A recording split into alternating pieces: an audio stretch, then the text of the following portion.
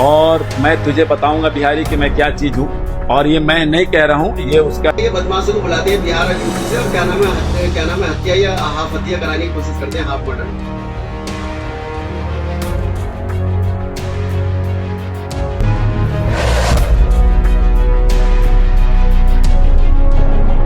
एक बर्नी है, असलम बर्नी है जो जसोला में है, उसका अभी कुछ दिन पहले उसने वो भी इसमें शामिल है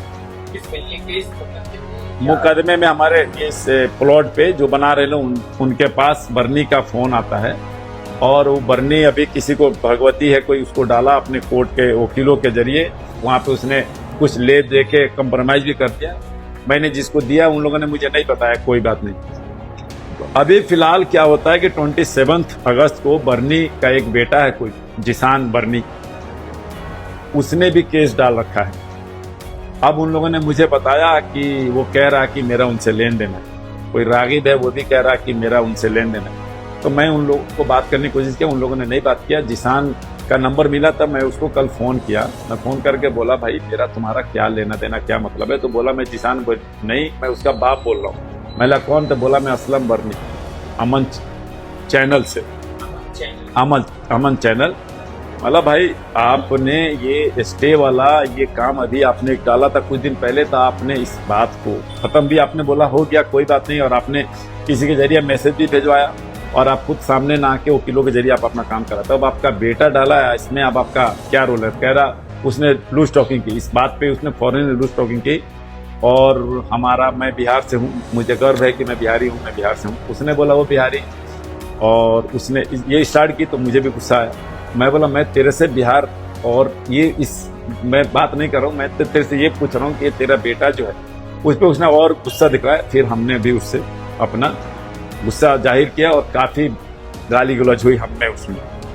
मैं जनता को बताना चाहता हूँ, देश की और आप लोगों को बताना चाहता हूँ कि मुझे ना हिस्सेदारी चाहिए ना भागीदारी चाहिए, मुझे जनता का हक चाहिए और मुझे जनता देश के अंदर कारोबार चाहिए, मुझे देश के अंदर क्या नाम शिक्षा चाहिए, मुझे देश के अंदर रोजगार चाहिए, मुझे और कुछ नहीं चाहिए। मुझे पद का जरूरत नहीं, मैं 30 साल से जनता की सेवा रोड पे चल के कर रहा हूँ, आज भी करूंगा। आप मुझे पूरे वहाँ कोई भी ये बता दे मैंने किसी से 1 रुपए की डिमांड करी हो आज तक, या किसी से 1 रुपया मांगा हो, इससे मुझ पर झूठे आरोप लगाए जा रहे हैं। कभी मेरे पर झूठी एलिगेशन लगाए थे, फिर शिकायत दी जाती है, फिर मुझे मैंने एक अपना ऑफिस बना रखा था सर सैयद रोड पे। उस प्लॉट को हालात अच्छे नहीं रहे तो मैंने उसको सेल कर दिया, मैं किसी भाइयों से सेल कर दिया। उन लोगों ने कुछ पेमेंट दे दिया, कुछ पेमेंट बचे थे। वो लोग को बना रहे थे लोग अपने रहने के लिए, वो भी नहीं कि बिल्डर हैं लोग या बिल्डिंग के नियत से बना रहे हैं। उस प्लॉट पे तकरीबन 9 आदमियों ने केस डाल दिया, 3 बार लोगों ने उसको तोड़वा भी दिया। ए ब्लॉक में ये 2 आदमियों ने डाल रखा है कि ये प्लॉट ही हमारा है, 7 आदमियों ने डाल रखा है कि जो है अनऑथराइज्ड कंस्ट्रक्शन हो रहा।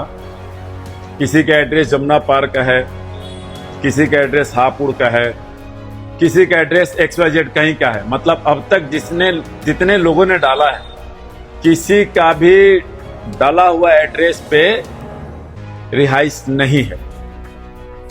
मैं ये पूछना चाहता हूं ओखला के लोगों से या MCD से या अपने इस देश के कोर्ट से, चाहे वो सेशन हो या हाई कोर्ट हो, क्या कोई भी मुंह उठा के चला जाए किसी की भी प्रॉपर्टी पे? अगर कोई अपना घर आशियाना बनाता हो, अपने बच्चों के रहने के लिए कोई काम कराता हो, घर बनाता हो, अगर उसको कोई भी हाई कोर्ट में जाके, जिसका दूर तक कोई मामलात नहीं है, वो आदमी अगर उस पर केस डाके फाइल करता है, कोर्ट कैसे इस चीज को एक्सेप्ट करती है? अगर कोर्ट एक्सेप्ट करती है तो कम से कम ये तो देखे डालने वाले लोग कौन हैं, उनका उस प्रॉपर्टी से क्या लेना देना है, और जो लोग डाल रहे हैं वो क्या वहां पे हैं, क्या उनका उस प्लॉट से कोई मतलब है? ये तकरीबन सिलसिला 10 सालों से 15 सालों से ओखला में चल रहा, पहले ये नहीं था। अल्हम्दुलिल्लाह जानकारी दे देता हूँ, क्योंकि उन्होंने एक जिक्र और भी किया है कि मैंने रिट लगाई है, मैंने कोई ऐसी रिट या PIL नहीं लगाई है। एक्चुअली हमारा 30 साल से अखबार चल रहा है, 30 साल के अखबार चलते हुए हमने सदा देश की जनता की सेवा की है आज तक, और हमने जितनी भी रिट और PIL लगाई है अभी तक हाई कोर्ट में, क्योंकि उसको लगाने का रीजन ये होता है क्योंकि हम सबसे पहले अखबार में छापते हैं, न्यूज चलाते हैं, उसके बाद में आरटीआई लगाते हैं। जब आरटीआई से जवाब सही आ जाता है तब उसको, जब शासन प्रशासन हमारी बात नहीं सुनती तो हम उसको लेकर के फिर हाईकोर्ट जाते हैं। और जितनी भी हमने रिट लगाई है अब तक, वो अभी तक हमारे सारे फेवर में गई है, सारे हमारे फेवर में जजमेंट गई है, सारे हमारे फेवर में ऑर्डर। किसी बात को लेकर छोड़ रहे हैं क्योंकि ये लोग घुसपैठियों को पनाह देने वाले हैं, क्रिमिनल बैकसिटी के, और क्या नाम है, जमुना के किनारे में कब्जा करके ये वहाँ पे बिल्डिंगें बनाते हैं, वो मैंने रुकवाई। तो एक जानकारी और दे देता हूँ, जिस दिन से अमन न्यूज अखबार क्या नाम है, अमन न्यूज और हम ओखला में पहुंचे, आज तक का रिकॉर्ड है, कोई भी वहां पर ये नहीं बता सकता कि कोई गरीब आदमी को सताया गया हो या किसी का कब्जा किया। हमने सबसे पहले वहां के कब्जे रुकवाए, उनमें से एक ये है जो कब्जाधारी है। ये जो ये प्रॉपर्टी का जिक्र कर रहा है, मैं तो सबसे पहले तो खुलासा बता दूं कि वो प्रॉपर्टी एक्चुअली इसकी तो है ही नहीं। वो प्रॉपर्टी है मिस्टर क्या नाम है, नरेश कुमार यादव। ये नरेश कुमार यादव की दिल्ली हाईकोर्ट में ये मामला चल रहा है, और इसकी मैं आपको जानकारी एक भी दे देता हूँ। ये इन्होंने इस पर कब्जा किया है, जहाँ तक मुझे कागजों से जानकारी मिली है। ये प्रिंट आउट मैं आपको सबको दे दूंगा। और उसके बाद में मैंने इस पर भी यकीन नहीं किया, फिर मैं अंदर गया एसडीएम ऑफिसर डीएम के यहाँ, तो वहाँ मुझे पता पड़ा कि खसरा खतौनी उसी के नाम है। ये खसरा खतौनी है जहाँ पे मालिक का हक होता है, जो मालिक होता है। एक्चुअली क्या है कि ये कुछ लोग इकट्ठे होकर के ये इधर उत्तर प्रदेश और बिहार से आ जाते हैं, जो वहाँ पे बेरोजगार है, क्योंकि हमारे देश में रोजगार की तो बहुत कमी होती जा रही है। तो ये लोग आकर के गैंग बना करके गरीब और शरीफ आदमी को, जैसे इन्होंने नरेश को दबाया है, ऐसे लोगों को दबाते रहते हैं। ये मामला मेरे पास आया, मैंने उठाया, उठाने के बाद में फिर मैंने तो अभी अवैध निर्माण पे लगाया, और इसका मामला कब्जेदारी का और उसका तो चल रहा है, वो मालिकाना हक का, उससे हमें कोई लेना नहीं। अब देखिएगा, हमने इससे पहले भी जमुना के खिलाफ 80-35 रेट लगा रखी है, जो जमुना के किनारे जितने भी अवैध निर्माण है सारे हटाए जाएंगे। वो आज नहीं हटेंगे, कल हटेंगे। ये हटने जरूर है, चाहे उस पर थाना हो, या उस पर पुलिस चौकियां हो, या उस पर सरकारी ऑफिस हो, या प्राइवेट बिल्डिंग हो, वो सारी टूटनी है। वो डायरेक्ट फोन पर बोला कि मेरा तो ये काम है, या तो तुम एमसीडी बंद करवाओ, या तो कोर्ट बंद करवाओ, या तो ये काम बंद करवाओ। अभी मैं आप लोगों को शेयर करूंगा उसका रिकॉर्डिंग। अभी सबसे बड़ा सबूत क्या है, इन सारी बातों के बीच मैं थाने में बात करके मैं थाने पहुंचा। थाने में मैंने एक एप्लीकेशन तैयार कराया, और एप्लीकेशन तैयार करके मैं रिसीविंग कराया। रिसीविंग करने के दौरान ही उसका फ़ोन आता है मेरे पास, और व्हाट्सएप कॉल, और फ़ोन पे वो मेरे को काफ़ी ज़्यादा बदतमीजी की, मतलब वो सारी हदें पार कर दी।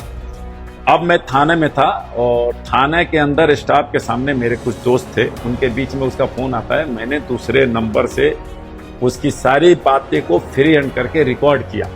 अब मैंने इसलिए उसके साथ लूज टॉकिंग, उसके साथ मैंने बदतमीजी इसलिए नहीं की कि मैं उसको नहीं पता था, वो अपना जितना भी गुस्सा जाहिर करना था, गालियां देना था, यहाँ तक कि हमारे जिससे कोई मतलब नहीं, हमारे उखले एमएलए अमनतुल्लाह खान साहब से उसका कोई लेना देना नहीं, कोई मतलब नहीं, ना इस प्लॉट में है ना उनसे कोई मतलब। उनको भी उसने 3-4 बार रिपीट की, उन्हें काफी गालियां दी। हेलो हेलो, हाँ कौन?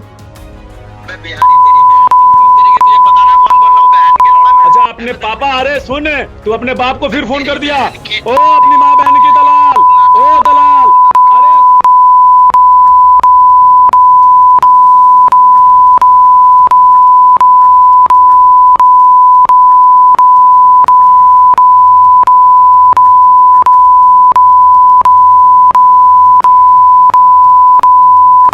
मेरे को बिहारी बिहारी बोल के काफी ज्यादा किया। अब उस बेवकूफ को ये नहीं पता था कि मैं हर ईंट का जवाब पत्थर से देने की मेरे अंदर हिम्मत है। मैं बताना चाहता हूं, चाहे सोशल मीडिया के वजह से, लेकिन हालात को, वक्त को देखते हुए मैं उसकी सारी बातों को सुन के ऑन द रिकॉर्ड मैं आज गया था कंप्लेंट करने के लिए, क्योंकि वो गैंग भी चलाता है।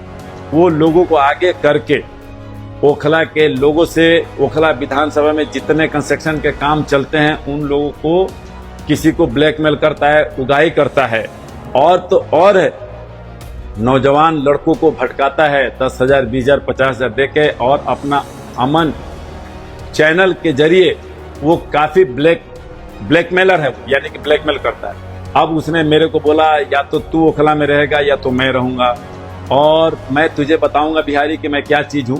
और ये मैं नहीं कह रहा हूँ, ये तो कोई फोन कॉल में एक बात ये भी कही थी कि जैसे हमने वहाँ पे कोई पता नहीं, मैं तो उसको जानता भी नहीं पहचानता भी नहीं, किसी लड़के के इन्होंने टांगे टूटवा दी हैं और उसके FIR पे दर्ज नहीं हो रही है।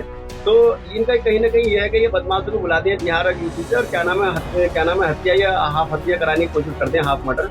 तो ये कहीं ना कहीं मेरे जान के दुश्मन भी लगे हुए हैं और इन्होंने तो अब साइज जाहिर कर दिया, पुलिस प्रशासन इन पे एक्शन लेगी और मैं तो इन लोगों से क्या नाम है बहुत डरा और सहमा लग रहा हूँ और बहुत डरा हुआ हूँ।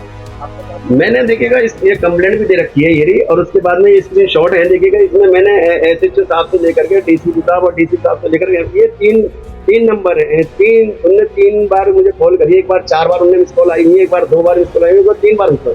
जब उसकी मिस कॉल लगातार तो मैंने फोन उठाया, उसका नंबर है 9891418445 तो 4845। तो उसके बाद में ये मैंने फोन उठाया तो उन्होंने छुट्टे ही कहा कि हम तेरा वही हल कर देंगे जो उसका हल किया, लेकिन ऐसे कहने से कुछ नहीं होता सर।